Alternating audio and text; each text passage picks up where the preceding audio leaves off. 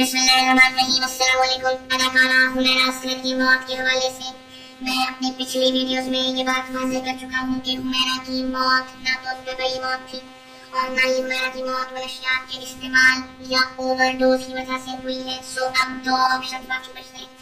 एक तो ये कि या हुमैरा ने खुद अपनी जान ली थी या फिर हुमैरा असगर को कत्ल किया गया। सोशल मीडिया पर इस वक्त दो सवाल बहुत ज्यादा डिस्कस किए जा रहे हैं और हर पाकिस्तानी इस हवाले से जानना चाहते हैं, क्योंकि सबसे बुनियादी सवाल जो उठाया जा रहा है वो ये कि मालिक मकान उस अपार्टमेंट का जहाँ वो रहती थी और जहाँ से उनकी लाश बरामद हुई, उस अपार्टमेंट उस फ्लैट के मालिक का क्या किरदार रहा है इस सारे मामले में। और लोगों के मुताबिक वो किरदार बहुत मशकूक है। तो मैं आपको 2018 से लेकर उनकी लाश मिलने तक के वाकयात मुकम्मल तौर पर आज बताऊंगा और ये बताने की कोशिश करूंगा कि उनकी जिंदगी में और उनकी मौत में इस फ्लैट के मालिक मीर वैस खान का क्या किरदार था।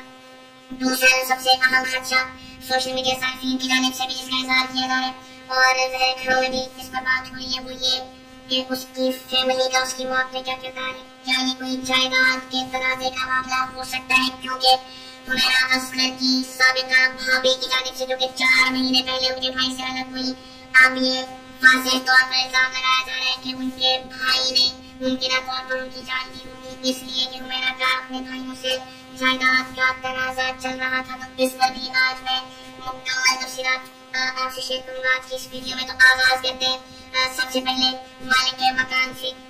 2018 में हुमैरा असगर ने ये अपार्टमेंट किराए पर लिया था और इसके जो मालिक है किराएनामा अपनी स्क्रीन पर देख रहे हैं, उनका नाम है मीर फैज खान। ये 40,000 रुपए महीने पर रेंट पर लिया था हुमैरा असगर ने और उन्होंने बतौर सिक्योरिटी डिपॉजिट 1,60,000 रुपये के इस किराएनामे में भी मेंशन है अपने मालिक के मकान को अदा किया। 2 महीने का किराया एडवांस में दिया, क्योंकि 80,000 रुपये के 1,60,000 रुपये सिक्योरिटी डिपॉजिट और 2 महीने का किराया एडवांस में 80,000 रुपये इस किराएनामे के मुताबिक उन्होंने मीर वैस खान को अदा किया। और ये तय हुआ कि हर 11 महीने में ये किराया 10% बढ़ जाएगा, जैसा कि आमतौर पर किसी भी किराए की जो डॉक्यूमेंट है दस्तावेज है उसमें ऐसा होता है।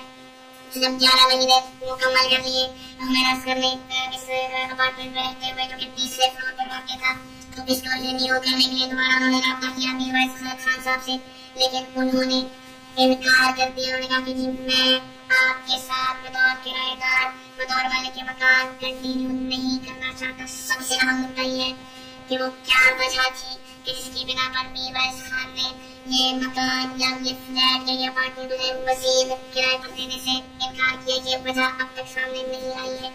तनाज़ा इतना बड़ा कि हुमैरा असगर खान अदालत में चली गई 2019 में और उन्होंने स्टे ऑर्डर ले लिया कि वो इसी अपार्टमेंट में इसी फ्लैट में रहेगी और अदालत ने बहुत आसानी से स्टे ऑर्डर दे दिया। इस तरह के मामलों में जो लोग कानूनी मुश्किलात जानते हैं वो जानते हैं कि आसानी से स्टे ऑर्डर किराएदारों को मिल जाया करता है। सो अब उन्होंने किराया अदालत में जमा करवाना शुरू किया। कभी कभार ऐसा होता था कि 3 महीने का किराया वो एडवांस में दे दिया करती थी और फिर उसके बाद मीर वैस खान का नंबर ब्लॉक कर दिया करती थी। वो सब दिखाई पड़ा, यानी थेफ्ट मौजूद थी, तनाज़ा मौजूद था, झगड़ा मौजूद था और ये झगड़ा अदालत में चला गया था। लेकिन उसके बावजूद भी जब वो 2-3 महीने का किराया एडवांस में कहीं से पेमेंट आती होगी किसी प्रोजेक्ट की, तो एडवांस पैसे देकर मीर वैस खान का नंबर ब्लॉक कर दिया करती थी। ये मुसद्दिक का बात है। और मई 2024 के बाद फिर उन्होंने ये किराया देना बंद कर दिया। अभी क्या वजूहात थी उनकी जिंदगी के जो आखिरी लम्हात है वो भी आपसे शेयर करूंगा। जो तफसीलात आई कि वो किन मुश्किलात से गुजर रही थी, क्या प्रॉब्लम थी, किस तरह से वो घबराई हुई थी, इसका इजहार उन्होंने किस किस से किया। ये सारी बातें आपको अंदाजा होगा कि मई से गालिबन उनके ये प्रॉब्लम शुरू हुए थे और मई से उन्होंने अदालत में वो किराया जमा करवाना बंद कर दिया था। जिसके बाद फिर मीर वैस खान अदालत में गए और उन्होंने दरख्वास्त की अब जो है किराया नहीं आ रहा, तो आपसे रिक्वेस्ट है कि प्लीज इस घर को खाली करने का हुक्म दिया जाए। मई, जून, जुलाई, अगस्त, सितंबर, तो इन 4 महीनों में उन्होंने किराया अदा नहीं किया। और अल्टीमेटली जो हमारी तहकीकात हैं जिन्हें हमने सबसे पहले ब्रेक किया कि अक्टूबर के पहले हफ्ते में वफात हो चुकी थी हुमैरा असगर खान की, तो उसके बाद है मुमकिन ही नहीं था कि वो किराया अदा करती। केस वन साइडेड चलता रहा था मीर वैस खान की जानिब से, जो कि केस दायर किया गया था अपना फ्लैट खाली करवाने का, वो केस चलता रहा। हैरानी की बात यह है कि इन 9 महीनों में उनकी मौत के बाद से समन भी आते रहे अदालत की जानिब से नोटिस भी आते रहे और ये नोटिस उनके अपार्टमेंट के बाहर चस्पा भी किए जाते रहे।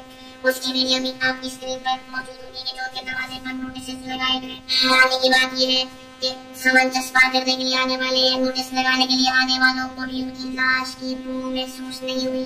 सामने वाले अपार्टमेंट में जो लोग रहते थे उनके बारे में मैं आपको बता चुका कि वो 5 महीने तक सितंबर से लेकर फरवरी तक छुट्टियों पर हवाई इलाके में गए हुए थे, तो वो बदबू महसूस नहीं कर सके लाश निकलने सड़ने की। लेकिन जो लोग नोटिस देने के लिए आते थे, सामान चस्पा करने के लिए आते थे, उन्हें भी वो बू महसूस क्यों नहीं हुई, ये भी अपने आप में एक बहुत बड़ा सवाल या निशान है। सो अदालत में ये केस चलता रहा, सामान आते रहे, नोटिस उनके दरवाजे पर चस्पा होते रहे और फिर अदालत ने जुलाई में ये फैसला दिया कि अदालत का फैल जाएगा और इस फ्लैट का कब्जा लेकर मालिक मकान मीरवैस खान के हवाले करेगा। और जब अदालती फैसला वहाँ आया, दरवाजा खटखटाया गया, दरवाजा नहीं खोला गया, फिर पुलिस की मदद से दरवाजा तोड़ा गया और अल्टीमेटली हुमैरा असगर की लाश वहाँ से बरामद हुई। तो सारे अरसे में किराया अदा नहीं किया गया। मई 2024 से लेकर जुलाई 2025 तक इसके लिए केस अदालत में चल रहा था और जिस पर केस था हुमैरा असगर पर वो अदालत में पेश नहीं हो रही थी, तो अदालत ने एकतरफा तौर पर फैसला सुनाया और अपार्टमेंट या फ्लैट खाली करने का हुक्म साबित किया।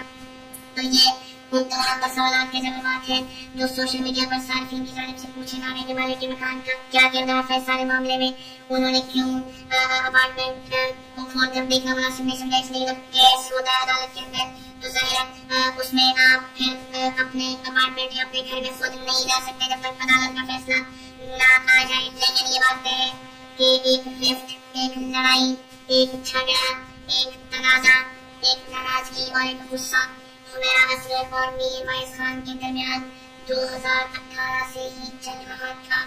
और बहरहाल ये बात भी तय कि अदालती कार्रवाई अपनी जगह, लेकिन उन्होंने किसी तौर पर भी ये सुराग लगाने की कोशिश क्यों नहीं की कि हुमैरा ना तो राब्ते में है ना उनके अपार्टमेंट के हवाले से कोई खैर खबर है। बहरहाल ये वो तमाम निकात हैं जिनकी तहकीकात पुलिस कर ली है, इदारों कर लिए, हमने अपनी तहकीकात सामने रख दी है। इससे जाहिर इदारे भी मदद हासिल कर सकते हैं। इससे बेशतर कि मैं इस बात की तरफ आगे बढ़ूं कि क्या उनके भाई का, उनकी फैमिली का कोई किरदार है इस सारे मामले में और असरार मौत में। सबसे अहम सवाल जो हमसाए थे, जो उनके अपार्टमेंट के सामने रहने वाली वाहिद फैमिली थी, वो 5 महीने तक महज इत्तेफाकन उन्हीं महीनों में कि जब उनकी मौत वाक़ई हुई और उनकी लाश के गलने सड़ने की बू महसूस की जा सकती थी। यानी हमारा ये ख्याल है कि अक्टूबर के पहले हफ्ते में हुमैरा असगर की मौत हो चुकी थी, लेकिन जो उनके सामने फैमिली रहती थी वो सितंबर में छुट्टियों पर जा चुकी थी और फरवरी में वापस आई। मैं ये समझने से कासिर हूँ, हम सब जानते हैं हमारी फैमिली छुट्टियों पर जाती है, हमारे इर्द गिर्द हम जानते हैं कि 5 महीने की छुट्टियों का क्या मतलब है। बहुत कम ऐसा होगा कि कोई अपने हवाई इलाके में 5 महीने के लिए छुट्टी पर चला जाए। इस पर भी तहकीकात की जरूरत है और वो 5 महीने में नहीं वही महीने के जब हुमैरा असगर की मौत हुई, हुमैरा असगर की लाश गलती से रखी रही और क्योंकि वो अब ऊपर की मंजिल पर थी तो जाहिर जो स्मेल है वो नीचे नहीं आती। आमतौर पर जो बू है वो नीचे से ऊपर तक का सफर करती है। सो तीसरी मंजिल से नीचे बदबू का या बू का गुमान महसूस करना उसे मुश्किल था। सामने वाले अपार्टमेंट में अगर कोई रिहाइश पजीर होता तो आसानी से उस बू को महसूस कर सकता था और रिपोर्ट कर सकता था। लेकिन कमाल इत्तेफाक और हैरत है कि हुमैरा के सामने वाले अपार्टमेंट में जो फैमिली थी वो 5 महीने तक छुट्टियों पर चली गई। ये भी एक बड़ा कंसर्न है, बहुत बड़ा सवालिया निशान है। अब आते हैं हुमैरा की फैमिली की जानिब। हुमैरा के जो आखिरी अय्याम थे उसके हवाले से उनकी वालिदा ने भी और उनकी साबिका भाभी ने भी एक ही बात की है और वो ये कि वो बहुत परेशान थी। मैं बताता हूँ कि कितने बहन भाई हैं हुमैरा असगर और उनकी फैमिली के क्या हालात का क्या है। 4 बहन भाई हैं। सबसे बड़े भाई हैं सुहेल असगर और उनसे छोटे भाई हैं नवीद असगर जो कि उनकी लाश लेने के लिए कराची में पहुंचे। फिर हुमैरा है और एक और बहन है जो सबसे बड़े भाई हैं सुहेल असगर और जो हुमैरा की दूसरी बहन है। उन दोनों के बारे में हुमैरा की साबिका भाभी ने दावा किया कि वो ज़हनी तौर पर डिस्टर्ब हैं। दोनों बड़े भाई और जो हुमैरा की बहन है वो ये दावा है उनकी भाभी का कि वो ज़हनी तौर पर ठीक नहीं है, उनको कुछ मसाइल है। अब बचते नवीद असगर जो कि लाश लेने के लिए गए और हुमैरा असगर जो कि अब इस दुनिया में नहीं रही है। भाभी 4 महीने पहले उनकी तलाक हुई हुमैरा असगर के बड़े भाई से और उन्होंने अब सामने आकर कहा कि हुमैरा असगर का तनाज़ा चल रहा था नवीद असगर के साथ और हमारा भी ये तनाज़ा था नवीद के साथ ही सुहेल असगर की औलाद का भी और उनकी बीवी हुआ का भी। और जबरदस्ती नवीद असगर ने गुज़श्ता साल जब वो आई अपनी वालिदा से मिलने के लिए तो उन्हें घर से निकाल दिया था। और हुमैरा से वो घर से निकालने के बाद उनकी भाभी का दावा है 4 महीने पहले मुझे भी घर से निकाल दिया। नवीद असगर ने मुझे तलाक दिलवा दी क्योंकि वो सारी जायदाद हड़प करना चाहते। और हज की इल्ज़ाम किया कि नवीद असगर मेडिसिन या दवाएं देते रहे हैं बड़े भाई सुहेल को भी और बहन हुमैरा सर की दूसरी बहन है जो ज़हनी तौर पर अब स्टेबल नहीं है और ये उन्हीं दवाओं की वजह से जो कि उनके इल्ज़ाम के मुताबिक नवीद असगर उनको देते रहे हैं। और जाहिर मकसद यही है कि वो सारी जायदाद खुद हथिया सकें। और उनके मुताबिक हुमैरा का भी इस पर झगड़ा था। हुमैरा को भी ज़बरदस्ती घर से निकाला गया जब पिछले बरस वो घर तशरीफ लाई। हुमा साहिबा ने सुहेल की वाइफ है उन्होंने ये इल्ज़ाम लगाया किया कि जब वापस भी चली गई हुमैरा सर कराची तो कराची जाकर भी उन्होंने तिवारी को फोन किया कि मेरे हालात बहुत खराब है, खुदा के वास्ते मुझे जायदाद में से हिस्सा दे या कुछ मुझे मायने तौर पर मुआवनत करे। इसका एतराफ़ हुमैरा की वालिदा ने भी किया। हुमैरा की वालिदा ने ये इल्ज़ाम रद्द किए कि कोई ऐसा तनाज़ा था कि जायदाद मामला चल रहा था, लेकिन उन्होंने ये तस्लीम किया कि हुमैरा जब वापस गई है पिछले बरस लाहौर से आने के बाद तो उसने वहाँ जाकर मुझे फ़ोन किया। वो बहुत परेशान थी और वो कह रही थी मेरी सिम्स भी बंद होने वाली है और वो चाहती थी कि उसकी कोई मदद की जाए। तो ऐसी सूरत हाल में हुमैरा की मदद क्यों नहीं की गई। हुमैरा की एक कज़न जिनका ये कहना है कि हुमैरा उनकी अम्मी के चाचू की बेटी है, उन्होंने भी कहा कि हुमैरा ने मुझे 13 अगस्त 2024 को फ़ोन आया था हुमैरा असगर का उनकी उसकी कज़न को और उन्होंने कहा था कि तुम अपने नाम पर मुझे एक सिम निकलवा के दो।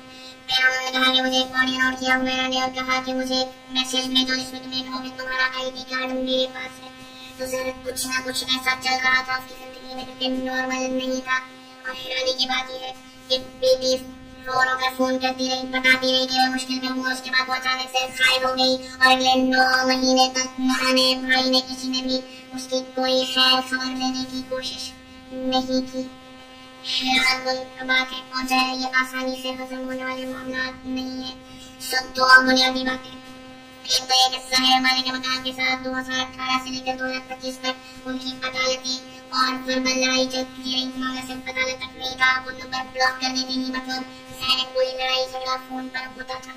दूसरी बात ये जो इल्ज़ामात हुआ सुहेल की जानिब से लगाए गए उन इल्ज़ामात की तहकीक होना भी ज़रूरी है। और यहाँ भी ज़ाहिर मामला गड़बड़ दिखाई देते हैं, दाल में कुछ काला नजर आता है। हम ज़ाहिर वाज़ेह तौर पर कोई एजेंसी नहीं है, कोई इदारा नहीं है, किसी एक शख्स को डराव लेकर पूरे में इल्ज़ाम नहीं ठहरा सकते हैं, लेकिन ज़ाहिर ये ज़रूर कह सकते हैं कि जो हालात और वाक़यात हैं